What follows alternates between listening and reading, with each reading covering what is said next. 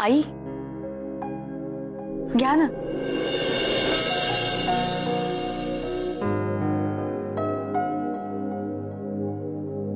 आई अगं घे ना, छान गरम गरम भजी नाही का? नको, नंतर खाईन मी. अगं नंतर काय, गरम भजी खाण्यात जी काही मजा आहे ती नंतर काय नाही ना. हा हा मग आई आई आई घ्या ना, मी खास तुमच्यासाठी बनवली आहेत. म्हणजे तुमच्या एवढी छान नसेल झाली पण काही कमी जास्त आहे की नाही बघा ना प्लीज. हा तेवढं जरा सांग ना. त्या माझा उपास आहे आज. उपास आहे काय यार, मला वाटलं होतं आता तरी तिचा राग कमी होईल. शमिका तू फार काळजी करू नकोस. आपण ना एक काम करू, आपण दुसरी काहीतरी आयडिया शोध. एक मिनिट, तुम्ही मला बोलू द्या आधी. हे बघ थांबा, मी आधी भजी खातो म्हणजे मला सुचेल. हा आत्याला पटवण्यासाठी साधी सुधी आयडिया नाही, काहीतरी हुशारी लागते. एक सेकंड, आता मला तू सांगणार की मी माझ्या आईला कसं पटवायचं? का मी आत्याला ओळखत नाही का? अरे तू लाख ओळखतोस रे, पण मी सांगितलेलं 50 आयडियाचं काय? अरे पण तुला मी सांगितलेली पटायला तर पाहिजे. पटायला पाहिजे म्हणजे काहीतरी गाडवार सांगतोस तू. हे काय चाललंय तुमचं? ही वेळ का आता कोण किती हुशार आहे ते ठरवायची? अगं ती वेळ नाहीये, पण मी 50 आयडिया पण मी असं म्हणत नाही मी हुशार आहे, पण ऐकतच नाही. एक मिनिट, काय पण मी मुद्द्याचं बोलू का? बोल. हा वहिनी, तुम्हाला आठवतं का आजी एकदा तुमच्यावर नाराज होती, करेक्ट? तेव्हा आत्याने एक नाटक केलं होतं आणि आजीची तुमच्यावरची नाराजी दूर केली होती. आठवलं का? हा म्हणजे हा क्या बात आहे, मस्त आहे आयडिया, आवडली मला. एक मिनिट म्हणजे मी आता आजारी पडण्याचं नाटक करायचं आहे? हो नाही हे मी नाही करणार. हे बघ चंदू, हे खोटं बोलणं होईल आणि मी असं आईंना नाही फसवू शकत. अरे खोटं बोलायचं आणि फसवायचा प्रश्नच नाहीये. हे पहा, आत्याचं जर मन सुखी होणार असेल, त्यातनं काही बरं हाती लागणार असेल तर ते खोटं बोलणं होत नाही. तू समजव. अरे पण करेक्ट आहे, ऐक माझं, तू फार विचार करतेस. हे बघ एवढंसं नाटक करायचंय, आई अशी पटेल. मग ऐक माझं, फार विचार करू नकोस ग. बर, आता आयडिया पटली जर असेल माझी तर सरळ खायला लागा भजी. हा काय झाले त्या वहिनी? वा, ही प्लेट माझी. बायको कोणाची आहे?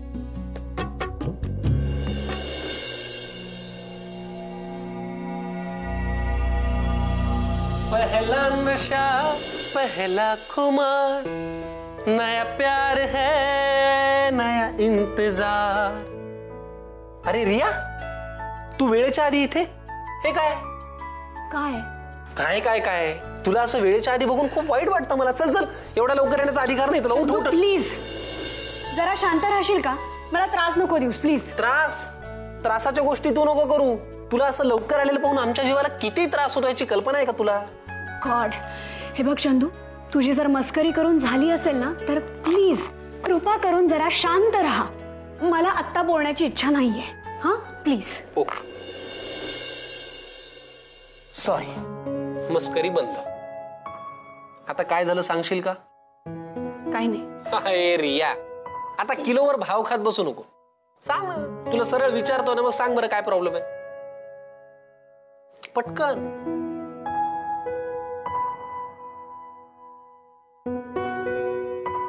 चंदू, डॅड कायमचे US ला चाललेत रे, आणि मी अजूनही त्यांच्या मनात माझ्याविषयी प्रेम नाही निर्माण करू शकलेले. मला खूप वाटतं रे की त्यांनी मला प्रेमाने जवळ घ्यावं, माझी विचारपूस करावी, माझे लाड करावे, असं खूप वाटतं मला. पण खरंच तितकं आपुलकीचं रिलेशन नाहीये आमच्यामध्ये. आणि मला आता असं वाटतंय की वेळही निघून गेली. वेळ निघून गेली? काहीतरीच बोलतेस तू रिया. वेळ कुठे निघून गेली? तुला एक सांगू का मी? हे बघ, तुला पटेल नाही पटेल मला माहित नाही, पण तुला खरं सांगतो, हे अशा प्रेमाच्या भावनेच्या गोष्टी ज्या बोलायच्या असतात ना, त्याच्यासाठी आयुष्यात कधीच वेळ महत्वाची नसते. महत्वाची असते ती संधी. खरंच तू माझं ऐकशील ना, तू आत्ता इथनं तडक घरी जा, बाबांना जवळ घे, त्यांना सांग की मला अशी अशी तुमची गरज आहे.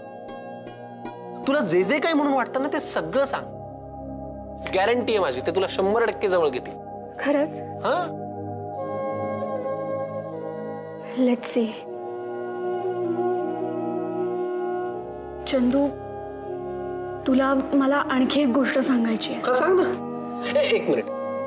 आता मूड नाही, कंटाळा आलाय, असली फालतू कारण देऊन मी आता रिहर्सलच करणार नाही असं काही सांगणार असेल तर अजिबात सांगायचं नाही. नाही रे, तसं काही नाहीये. मग बोल. मला मम्मा असं म्हणाली की यापुढे चंदूशी नाही बोलायचं, म्हणजे आपल्या भेटीगाठी नकोत तिला. मी आता काय करू सांग ना तूच. मला खरंच कळत नाहीये काय करायचं. काय करू काय विचारतेस. तुझी ममा जे सांगते ते कर. अरे चंदू, म्हणजे नाही, मी खरंच बोलतोय.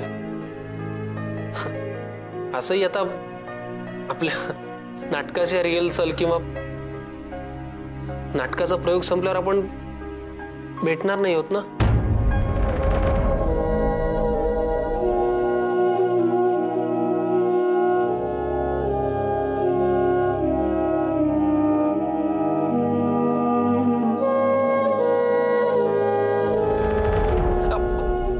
बरं ते जाऊ दे. तू काय घेणार, कॉफी का कोल्ड ड्रिंक? पटकन. कोल्ड्रिंक चालेल. कोल्ड्रिंक चालेल ना. ए ऐक, पटकन 2 गरम कोल्ड्रिंक दे. कोल्ड. सॉरी 2 थंड कॉफी दे. चंदू, ए सॉरी. ए आधी अरे काहीतरी आण ना, थंड नाही तर गरम. मस्त आण पण. तू पण ना, नेहमीच आहे तुझं.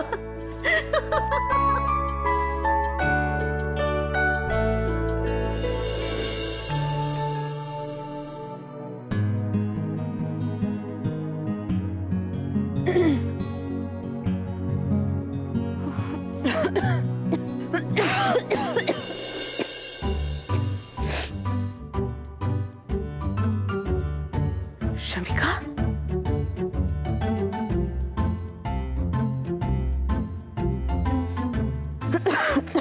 शमिका, अगं काय होतंय? बरं वाटत नाहीये का? अशी का बसलीस इथे? आई काय नाही, सकाळपासून ना अंग जरा गरम वाटतंय आणि डोकं पण खूप दुखतंय माझं. अगं पण मग सांगायचं नाहीस का? हा, घरात कशाला काम करत बसली सकाळी उठून एवढं? हा, थांब, तुझ्यासाठी काढा करून आणते. आई नको, उगाच कशाला तुम्ही- असं बोलायचं नाही, दुर्लक्ष करायचं नाही स्वतःकडे. आई असं दुर्लक्ष करायचं नाही.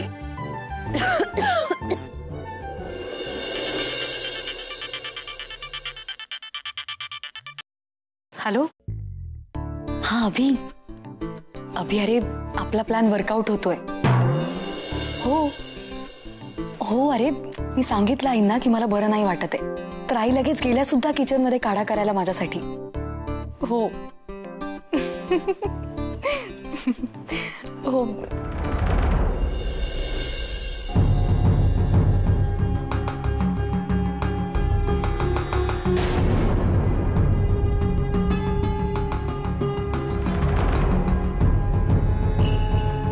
आई. शमिका, अगं किती ताप आहे तुला? किती आहे ताप? 102, 103, आई 104? सांग ना किती आहे ताप? आई मी चेक करणारच होते. शमिका, बास झालं नाटक. अगं किती नाटक करशील? बघ, मी सांगितलं होतं ना तुला, ही पोरगी दिसते तेवढी साधी सरळ नाहीये. खोटं बोलण्यात तर इतकी तरबेज आहे ही की आपल्या डोक्यावर कधी मिऱ्या वाटून निघून जाईल ना कळायचं सुद्धा नाही.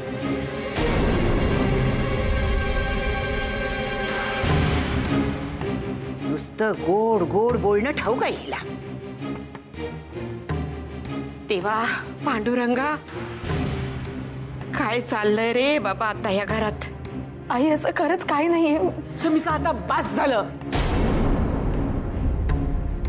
आता जर पुन्हा खोटं बोललीस ना तर आई आई आई आई खोटं बोलली नाहीस ना तर घास गळ्याखाली जात नाही तुझ्या, हो की नाही?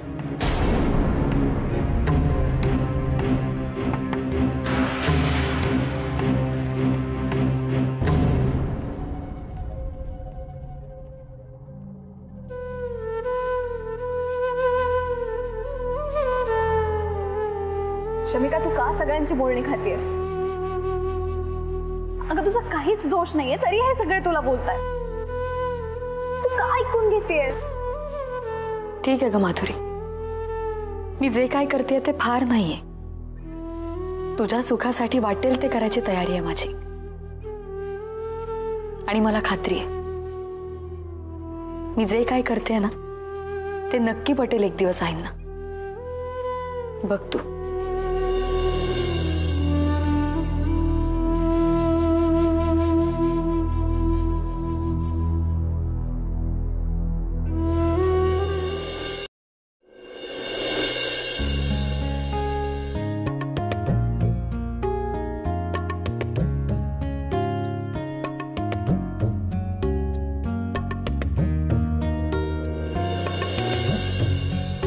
पुस्तक उलट धरून वाचायची तुला कला अवगत आहे मला माहित नव्हतं. विभा, कशाला ताणतेस? जाऊ दे ना, सोडून दे ना. तुम्हाला काय म्हणायचंय? मला काय म्हणायचंय हे तुला सांगायची गरज कधीपासनं भासली? मला काय म्हणायचंय याच्यासाठी मी नुसते असे हातवारे केले तरी तू ओळखतेस मला काय म्हणायचं, आणि आज तूच मला विचारतेस मला काय म्हणायचंय. काय उत्तर देऊ मी? विभा, नवीन नवीन लग्नून जेव्हा या घरात तू आलीस ना तेव्हा काय प्रत्येक गोष्ट तुझ्या मनासारखी घडली होती का? काही वेळेला तुला राग आला, काही वेळेला तू दुखावली गेलीस, पण म्हणून तू प्रत्येक वेळेला आदळआपट धुसफूस केलीस का? नाही. उलट तू त्या प्रत्येक प्रसंगामध्ये समोरच्याला काय म्हणायचं असेल याचा विचार केलास आणि अशी वागलीस की त्या प्रत्येक कष्ट गोष्टीचा शेवट गोड झाला. हो ना? मग आता इतक्या वर्षानंतर हे काय करतेस तू? अगं ह्यानी तू शमिकालाही त्रास देतेस तिच्याशी न बोलून आणि स्वतःलाही दुःखी करतेस, नाही का कळत तुला? अहो पण खोटं बोलली माझ्याशी ती, दादांत खोटं. दागिने गहाण टाकले त्यावेळेला बजावलं होतं मी तिला. पुन्हा खोटं बोललीस तर मी सहन करू शकणार नाही ते. तरी खोटं बोलली. त्यावेळेला ती खोटं बोलली नाही. त्यावेळेला त्या परिस्थितीत तिला तसंच बोलावंसं वाटलं. तिनं लपवलं का आपल्यापासनं? नाही. ती तुझ्या तालमीत तयार झाली.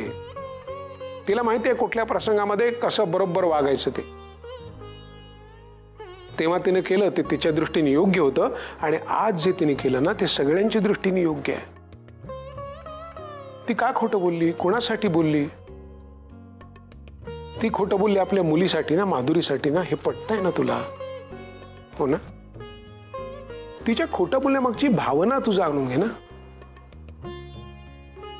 कळलंय तर ना? मग कशाला उगाच राग करतेस? सोडून दे. तेव्हा तुला जे काय बोलायचं असेल, तक्रार करायची असेल, जे काय तुझं म्हणणं असेल ना ते तिला स्वच्छ जाऊन सांग. अगं एका घरात राहतो आपण, आपला काही महाल नाहीये, समोरासमोर कधी ना कधी येणारच ना. किती दिवस असे वागणार तुम्ही? जा. पूर्वी जसा प्रत्येक गोष्टीचा शेवट गोड करायचीस तसा याही गोष्टीचा कर. ऐक मग.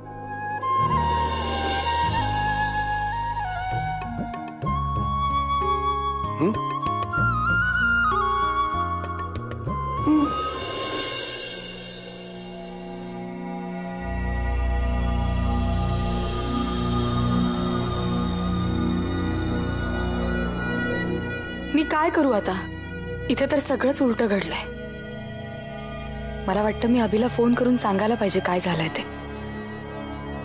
की नको सांगू? खरंच मला काहीच सुचत नाही आता.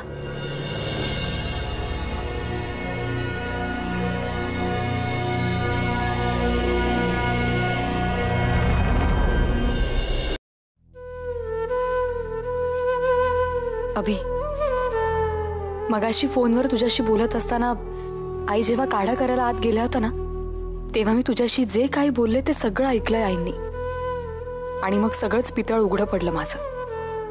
त्या खूप चिडल्यात रे माझ्यावर.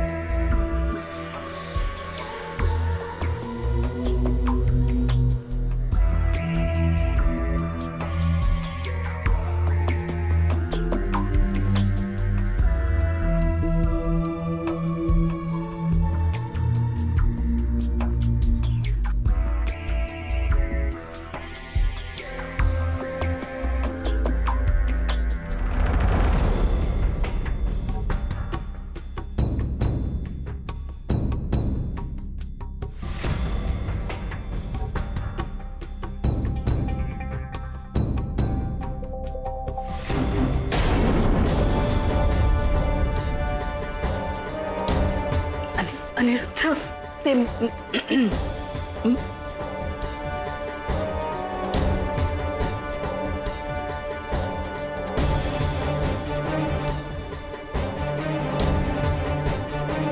स्वतःच्या आणि रियाच्या नावावरती प्रॉपर्टी करायला चालली होतीस ना?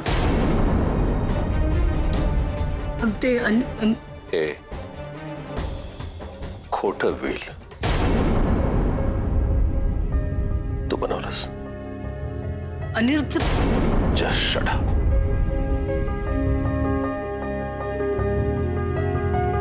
नाहीतर आणखीन एखादं खोटं बोलशील तू. संध्या, लाज वाटत नाही तुला? मी काय बोललीस तू? आश्रमामध्ये जायला निघालीस मग? अरे आहेस कोण तू? कोण आहेस तू? कसली हाव सुटली तुला?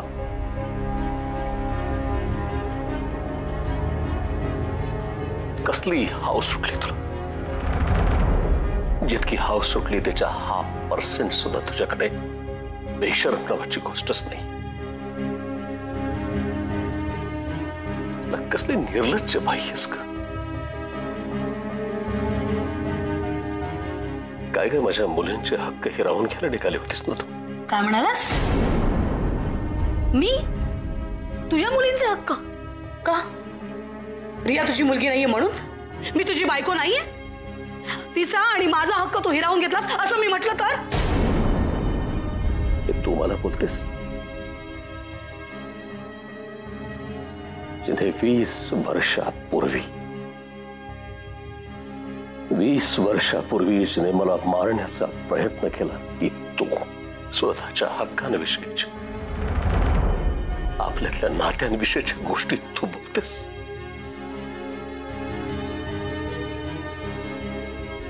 आश्रमात जायला निघाली होतीस ना तू? वा, सला बाकी काही म्हण, तुझ्या हिमतीला, तुझ्या असला निर्लज्जपणाला ना असला दात्याला.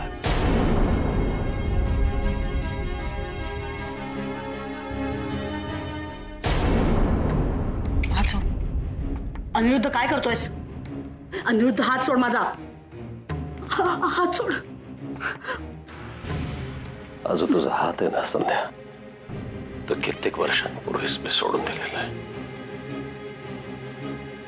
आणि आता जी गोष्ट मी करायला जाणार आहे ती सुद्धा गेल्या कित्येक वर्षापूर्वीच मी करायला हवी होती. अनिरुद्ध, अनिरुद्ध, अनिरुद्ध, अनिरुद्ध, सोड मला.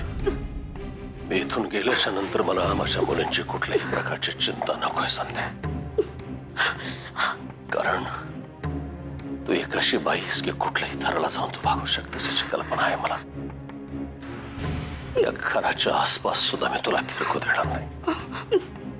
सगळ्या गोष्टींची अशी काही व्यवस्था करेन की या घराशी तुझा कुठल्याही प्रकारचा संबंध उरणार नाही. अनिरुद्ध, आउट. अनिरुद्ध, अनिरुद्ध.